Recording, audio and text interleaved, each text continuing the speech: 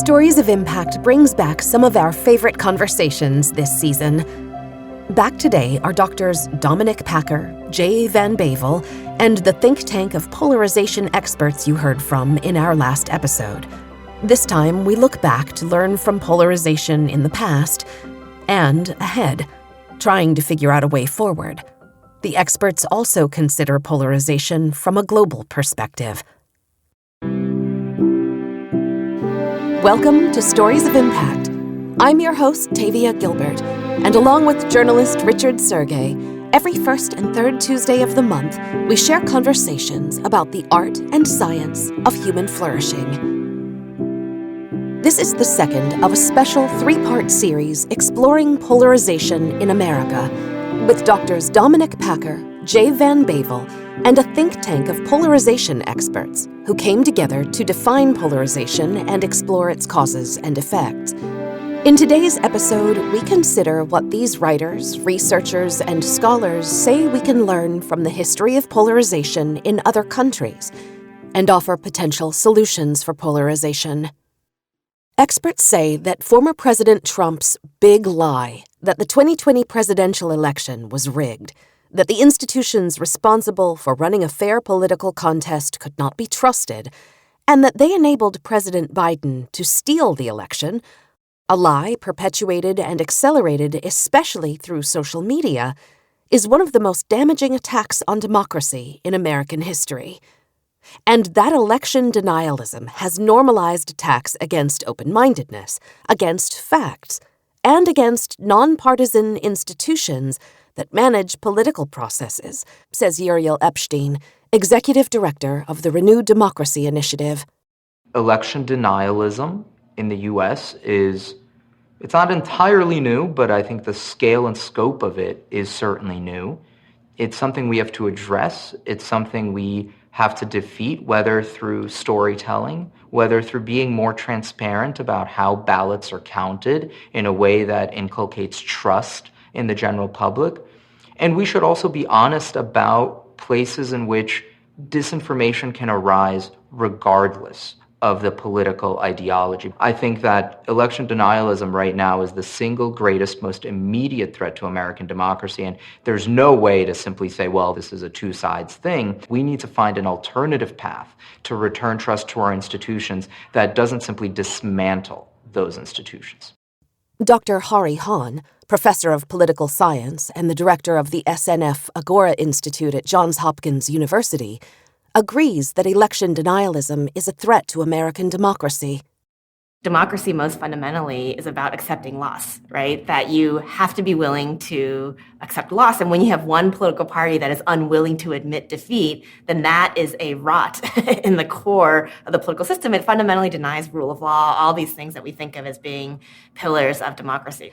You know, one way to think about democracy is that it's a very unique form of government in that it fundamentally requires that people accept uncertainty over outcomes in order to have certainty over process, right? So I don't know if my guy is going to win or lose, if my policy is going to get passed, if my candidate will win or lose, but I should have a certain confidence that there's a certain set of protections, civil liberties, processes that will be upheld. The opposite is true in authoritarianism, right? That when Russia has an election, we know who's going to win. It's going to be Putin. We don't know how he's going to get there exactly, but we know what the outcome is going to be. And I think the question for us to think about then when we think about polarization in the mass public is, what are the conditions under which people are willing to accept that uncertainty? And one of the things I think that we're seeing right now is that people's willingness to accept that uncertainty is lower when the range of outcomes they're asked to accept becomes bigger. Dr. Hahn asserts that the level of risk and uncertainty modern citizens must tolerate also contributes to their unwillingness to accept loss. Citizens are obviously unwilling to accept loss when losing can be an existential threat. As we see rising income inequality, if people feel like the outcome they might have to accept is that they can't feed their family, then yes, I don't think it's an unreasonable choice for people to say, I don't want to be part of the system where I might have to face that outcome. The other thing is that if we're in a situation where people feel like the other side is an existential threat to their existence because of that layering of social and political identities that we see, then again, it's not necessarily an unreasonable choice to say, I'm unwilling to accept this other side because it feels like it's an existential threat to me. And so I think that very often when we talk about polarization in the mass public, we don't have that conversation about the extent to which it's layered in with people's feelings of their own agency in that process and how that shapes their willingness to accept the kind of uncertainty that is necessary for politics to work.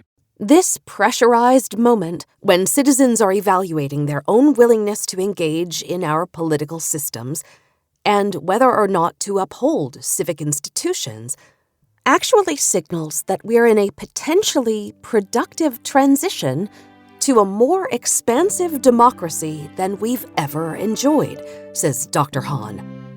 It's not that polarization is a new thing.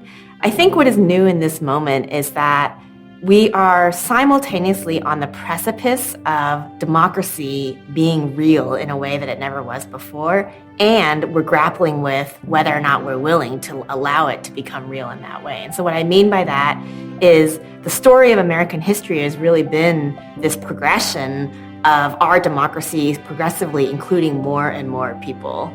It used to be that, people who didn't have property, that people who weren't white, that women, all sorts of people were excluded from the polity and increasingly become increasingly more included.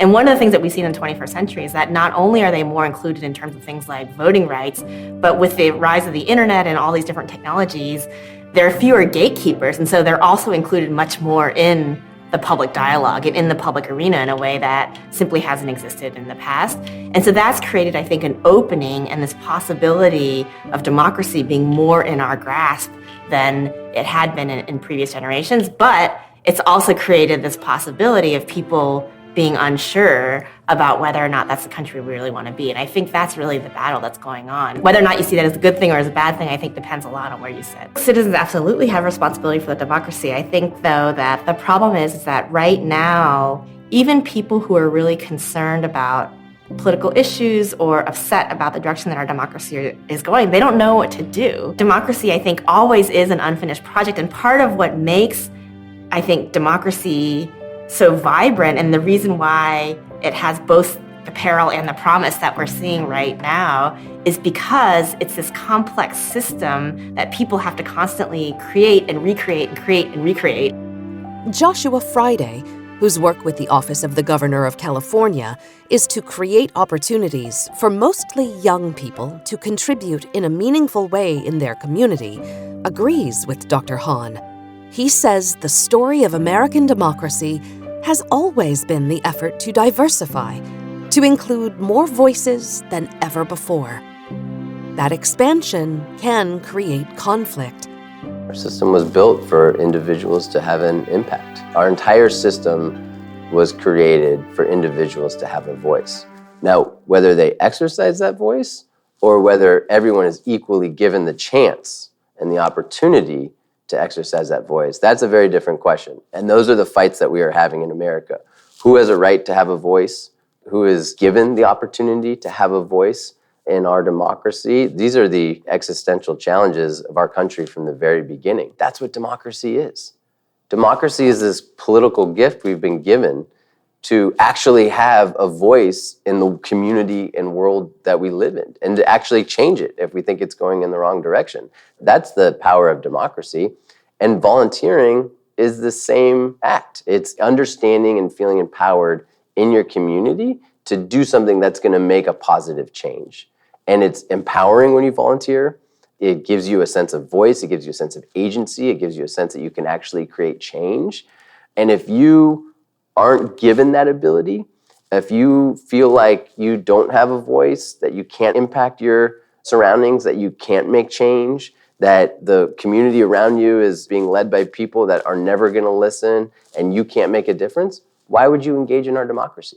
At the end of the day, all of us want to belong and feel like we're part of a community. We're social beings, and we all want to desperately be part of a community. We want to be loved, we want to love, we want to belong. And by feeling like we're in this together, by feeling like we're on a team, that we're part of a unit, whether that unit's your Peace Corps unit, or that unit is your community, your city, or it's your state or your country. It is, I think, a natural desire, inclination of us as human beings to want to be part of something that's bigger than ourselves. Dr. Dominic Packer, social psychologist and professor of psychology at Lehigh University, agrees that it is a fight to safeguard and expand democracy. The outcome is far from certain, and that cultivating community is the way forward. I think the biggest question, how can democracy be saved, right? What we seem to be seeing is an erosion of the institutions that allow for healthy democratic debate and elections that actually are competitive. And I think that there's an urgent need to think about and try to figure out how do we reverse this trend to what political scientists often call democratic backsliding. I think that's a very urgent question. My particular approach to it at the moment is to think carefully about the intersection of institutions and identities. Identities are all about who am I, right? If you can make people aware that they share some bigger identity in common, we're all Americans or maybe we're all humans, it actually helps bridge divides of those lower order identities. I think what's often proposed as a potential solution, at least in part to polarization, is to get people talking to each other. I think that does have limitations. On the other hand, I think it's useful because it reminds us that when we talk to people, they're not just their political selves, right? That may be a part of them. In fact, you actually share some common identities that you hadn't realized. And so those sorts of conversations, I think, help to undo that collapsing of identities. Associate Professor of Psychology and Neuroscience at New York University, Dr. J. Van Bavel, also highlights the importance of cultivating a shared national identity as an antidote to the myriad problems our democracy faces, especially the problems of polarization. The composition of who is American has grown and changed over time in healthy ways and important ways that are more inclusive. Who gets to vote has grown. That's the primary determinant of citizenship, really, of being a good citizen, is grown to include women and African Americans. It now is an increasingly interesting and diverse mix of people from all over the world who moved to America because it represented something important to them and gave them an opportunity. And so we have to continue to evolve our definition of what it means to be American. But it's important that there is some shared definition of it. We need to think of the structural changes. We need to deal with real issues like inequality in society, with the problems in our democracy, with things like gerrymandering. But we also have to think of what the psychological solutions are for individuals. How do you create shared senses of community in an environment where people are incredibly lonely and disconnected even with their own communities? How do you create a shared sense of national identity and a common purpose and meaning in an environment that's increasingly polarized? We're going to have to think about solutions that hit all of those problems. As Americans grapple with what kind of country we'll fight to create, what the rules of engagement will be, and how we can solve our national problems, we can look to other nations to inform our own perspective. Polarization is not just a problem in the United States, but globally, says Dr. Van Bavel. And other countries' histories show us what we might face at home if polarization remains unchecked. Polarization is a big problem in the US, but it's also increasing in many other countries. So there's nothing unique about this being an American problem. And I think that understanding it through these other lenses and seeing what's worked in other places is really useful for getting an insight about other possibilities, other possible directions that America could take. But this is a responsibility of all of us to work together across different countries to help preserve and restore democracy in its healthiest form. And so I don't think that's something that America can do alone. It's going to require people from all of these different countries to committing to it and using evidence and science and policy together to figure out what works best. Uriel Epshein agrees. He's an expert on international democracy and threats to democracy. Polarization is absolutely a global issue right now. I mean, we're at a place where the free world writ large is having a crisis of confidence. We've lost a sense of who we are and that our systems actually work and that they're the best that humankind has managed to produce over 2,000 years. I think one of the single most important things that we have to do in order to be able to address the flaws of our system is to recommit ourselves to having faith in the system in the first place. because it's only from a position of confidence that I think people are going to be willing to take the sort of risks and to have the sort of faith in their fellow citizens that allow for a pluralistic, diverse democracy to function. I think we need to understand that no matter how historically successful our democratic experiment has been, because remember, we're only a few hundred years old, a couple hundred years old, this is still an experiment. The type of institutional and democratic failures that happened in countries like Venezuela and Russia and so forth could still happen here. We are not immune. We can't simply be willing to sacrifice fundamental values at the altar of political expediency without risking our society as a whole. Epshein also sees the opportunity for democracy to mature and flourish, even in this dark hour of uncertainty and the amplification of division. He says the answer is healthy communication between citizens committed to the social good. Civil discourse is absolutely possible. It needs to become more prevalent. And the way that we do that, I think, is one, we assume good intent. We assume good intent of our interlocutor. Even if they agree with us viscerally, we don't automatically think that it's coming from a bad place. Epshein believes that more people than ever understand what's at risk if we cannot disagree peacefully with each other. I think that people are starting to wake up to the threats that our democracy is facing. And I think that if we continue down kind of this, what I hope is going to be a new path that we're on, we will be able to bring ourselves back to what was a truly fairly successful, open and free republic, whatever its flaws. And my hope is that we can get to a point where we can disagree with one another. We can even fight powerfully for, whatever it is that we believe in without necessarily hating one another and without necessarily trying to rewrite the rules of the system to favor our side or some other side. And I think that's feasible. I think it's realistic. I just think we have to commit ourselves to making it happen. In fact, says Epshein, we can look to teachers from outside our own country. They're eager to share their hard-won wisdom and help us avoid the perils they've faced at home. Dissidents, people who are actually outside of the American political system altogether, who have risked their lives for some semblance of freedom in their home countries, are in a very unique position and a very powerful position to help break through people's partisan shields in the US. They are truly uniquely positioned to communicate how inspirational American democracy is, how unique it is, but also that it faces certain threats. Usually when we hear about dissidents, it's about how America can help them. But today, I actually think that dissidents around the world are in an incredibly strong position to help us. We are going down a path that dissidents have trodden before, and they've seen where that path leads. And I really hope that they can help us start walking in the other direction. And they can also highlight for us how incredible what we have is, because I think we've lost faith in our own political system. And people who have experienced true oppression abroad know the value of our system, whatever its flaws. The imperative to safeguard democracy is very personal to Epshein. We want people to remember the value of being an American and of being free.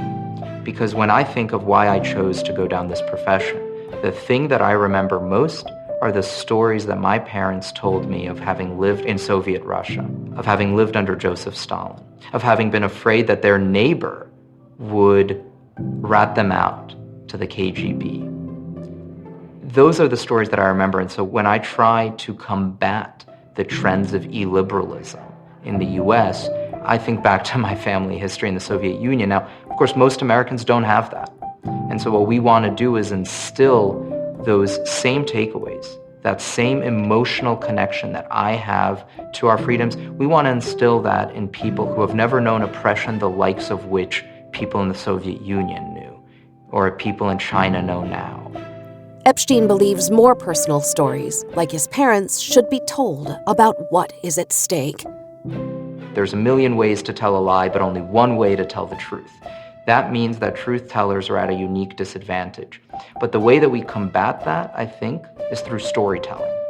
We need to be incredibly compelling in the stories we tell with the facts that we have. And I think it's one of the biggest failures of the pro-democracy movement to simply assume that ultimately the truth would win.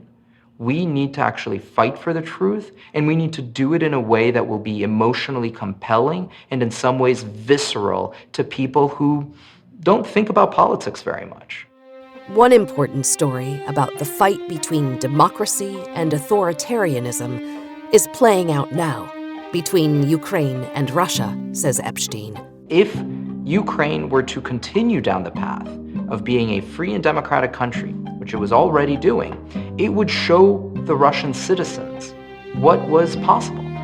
And that's something Putin couldn't allow. He couldn't allow his people to see that you could live in a free, fair, and open country, which Ukraine was doing everything it could to become. And the fact that he went in and he invaded Ukraine in the hopes that he could quickly take Kyiv and destroy this democracy should be seen as a threat by the leaders of every single free country in the world, and simultaneously, the brave and fierce resistance of the Ukrainians should be an inspiration to all of us who have been fortunate enough never to have to actually fight for our own freedoms. So what I'm hoping is that this will serve as a wake-up call for us to not only combat authoritarianism around the world, but to remember what a free people is actually capable of, and that our systems are worth fighting for. Epshein believes we have a moral responsibility to fight for the future of democratic freedom in America. If RDI's Director of Education, Ivan Mawarire, could come back from torture and from just the most unbelievable repression in Zimbabwe and still be optimistic and hopeful and still believe that we could fight together towards a better future, we have absolutely no excuse living in a free society in the US with genuinely open and free elections to think anything different. Ivan Mawarire is a Zimbabwean pastor and democratic activist who was tortured under the Mugabe regime. But despite that adversity, he considers himself an eternal optimist.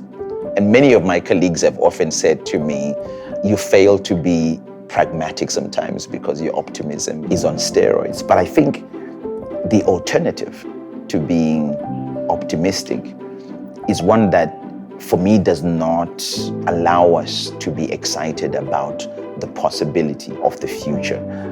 I think that once you're an optimist, you think in light of what is possible. And every single action we did was born from what if, the possibility of what we could do rather than what we couldn't do, or rather than what we were afraid of, because there was plenty to be afraid of. And we live in a world where we have plenty to be afraid of. I don't think anybody needs to be convinced what we're afraid of. What we lack is what we can hope for, what we can be excited about. I think there needs to be more of that. I understand the fact that this country is not perfect. I understand the fact that there are challenges. But I think what I understand more than anything is that there is a sense of democracy operating. There is a sense of democratic institutions operating, and they are worth fighting for. They are worth strengthening. They are worth engaging. Mawarire lived under the authoritarianism of Zimbabwean President Robert Mugabe, and he responded to it by founding #ThisFlag, a pro-democracy movement. This flag was an enormously influential citizen-led political organization.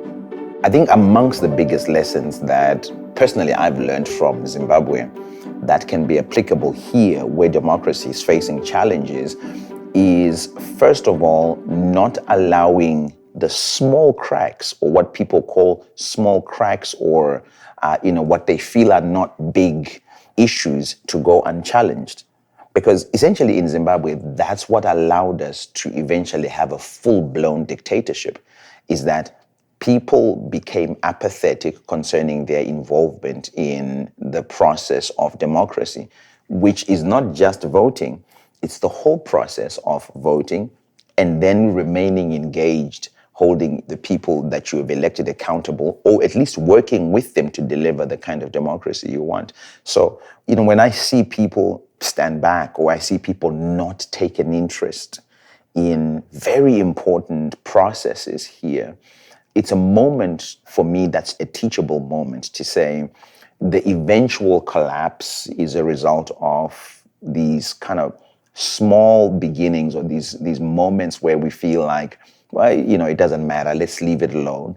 The loss of democracy is not an event, it's a process. That's a big lesson, that it is a trick of how democracy is lost to say your disengagement is not a problem, democracy will take care of itself. To say the institutions will look after themselves. Well, they don't. It's people who look after democracy through the institutions.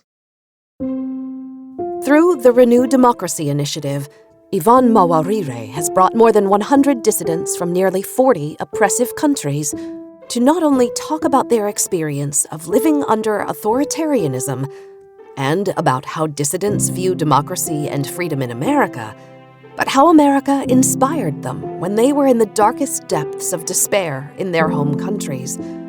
Mawarire and his fellow dissidents hope to galvanize Americans, to move them to action, to protect their precious democracy. I think one of the conversations that is important in answering how do we convince people, how do we get people to understand that democracy is important, is to talk about what the alternative is. What are the alternatives to democracy? And that's why, for me, the goal is, how do we get more and more people to understand what you have collectively together, the value of what you have together? Because, again, this is not just for you. Remember, this is for the future.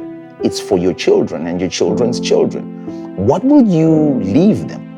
Mawarire wants us to imagine what life outside of democracy could look like, what it would feel like, how we would cope without democracy on a day-to-day basis. He wants us to wake up to the possibility that unchecked polarization could lead to our democracy disappearing. We must learn how to cope with and productively navigate conflict and disagreement, he says. People have to have a very good think about what they stand to lose as a result of the polarization, or as a result of the extreme partisanship that people do not want to move from. And you have to get to a place where you ask yourselves the question, what is more valuable to us collectively than what is valuable to us in our individual camps? And if there is a failure to have that conversation openly and honestly, then you're going to lose what is most valuable to you.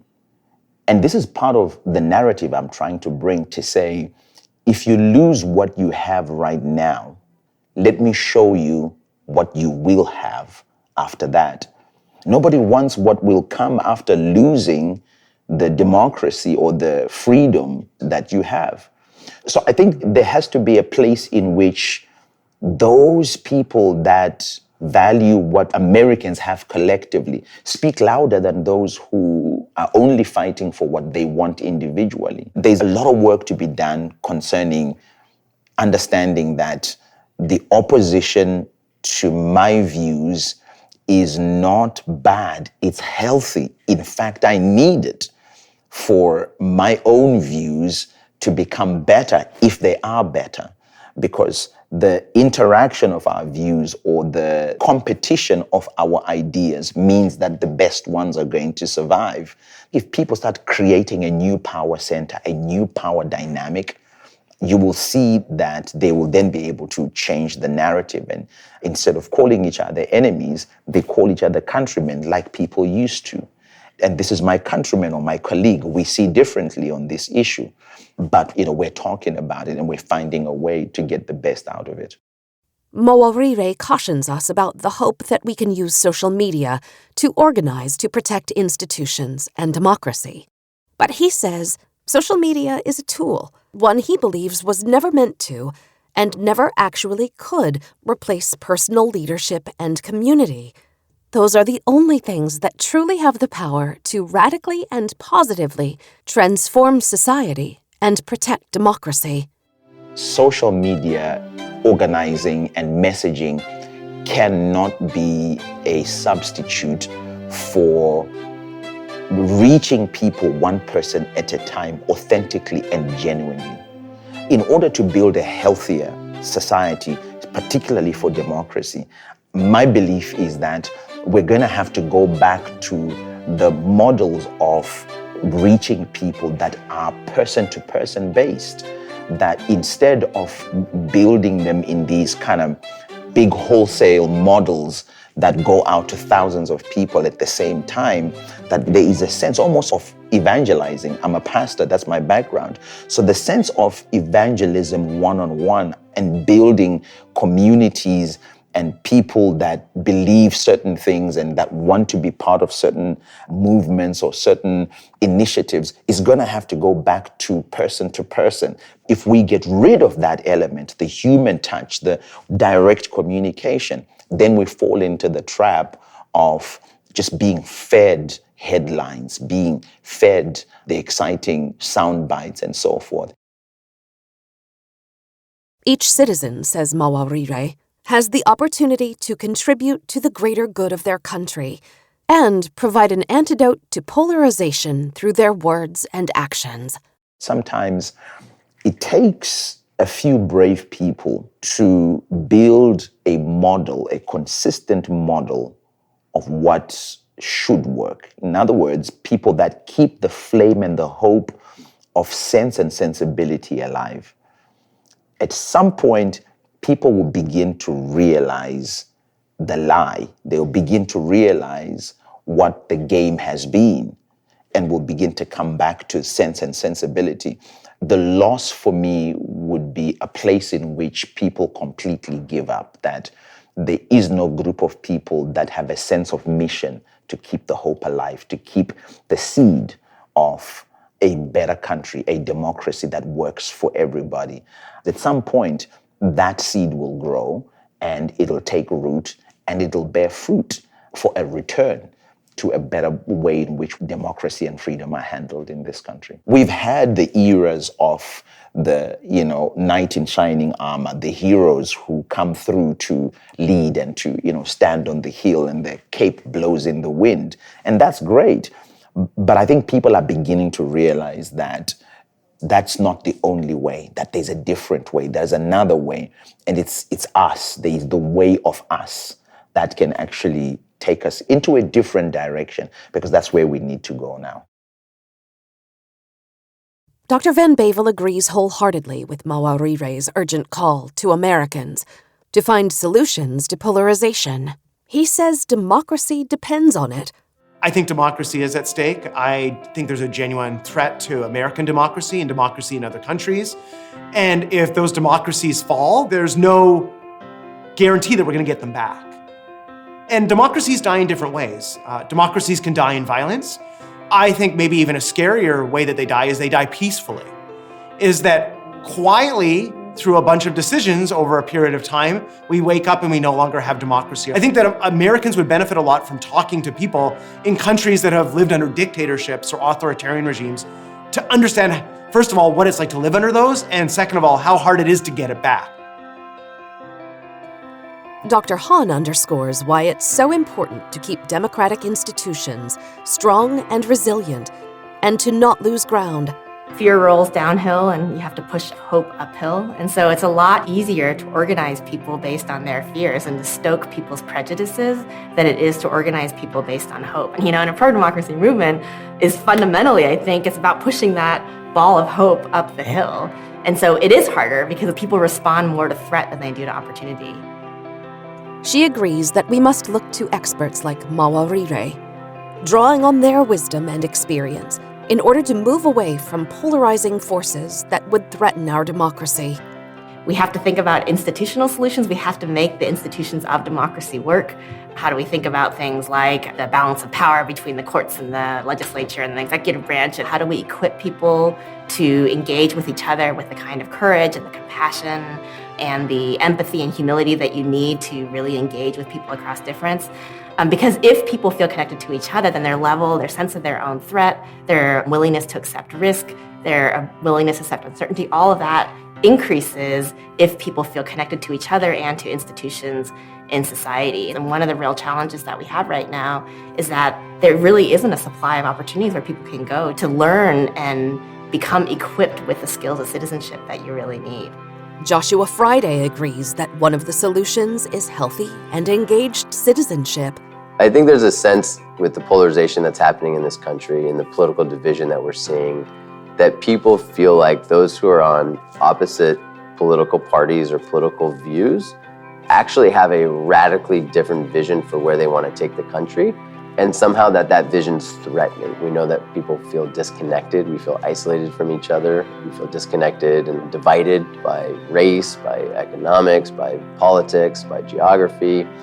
And we need something in this country that's going to actually bring people together, that's going to make people feel like we are in this together, we are on the same team, and we're not enemies. And it's been my experience as a military veteran, and for anyone who was in the Peace Corps or have served in their community, that service is a really powerful tool to bring people together, where you get to have a common experience with someone who may be very different than you, may have a very different background, a very different perspective, a very different ideology. But because you had a common experience around a common purpose, which was doing good or accomplishing a mission, you then have a baseline of understanding each other and understanding that they're not the enemy. They may think differently than you, and they may act differently than you, but you have something that creates an understanding of common humanity. And if we can create more service opportunities, more opportunities for people to have this common experience, to work together around helping their community, we feel like we can make a real dent in the polarization and division that exists in the society. The polarization that we're seeing and the division that we're seeing in the country right now, I think is being driven by this sense that those who think differently than us are actually our enemies, that we need to fight them. And we're seeing that physically with physical violence like we saw on January 6th. And so what we need to do is rebuild through, and again, this is my experience, this is the experience of many people who have done a service program, through common experiences, this sense that we can think differently and we can have different beliefs, but we are by no means enemies. There are growing coalitions of researchers and citizens seeking solutions to polarization, and their efforts are promising, says Dr. Van Bavel. A team led by a researcher out of Stanford University invited practitioners and experts and scientists around the world to submit the best messaging to make people immune to the threats to democracy, to make people resist partisan animosity and partisan violence. I'll tell you the three things that work best according to this huge study. The first one was basically contact. If you see positive contact between people from different parties, where they're able to work together on something and hear out people's differences and stick in the room and have a conversation about it, that seemed to be one thing that moved the needle and reduced animosity. Another thing was helping people understand that they are caricatured and misrepresented by the media. And so when liberals and conservatives both hear that the other side understands that they're being misrepresented in the media, or the worst kind of forms of them are being presented in media, they develop a shared understanding that they might be a little bit different than the way their group has been portrayed. And then the third one, and this is something that I developed with my lab, is that you need to also remind people that they have a common shared purpose and identity that supersedes their political party, and that leaders of both parties affirm that shared identity. And if they hear that message, that turns to be one of the most effective ways to reduce partisan animosity, but also to increase support for democracy. And part of it requires the right leadership. So in our book, we talk about how Nelson Mandela, I think, helped save South Africa when he was elected from descending into civil war, which would have been absolutely devastating, probably would have been millions of lives lost potentially.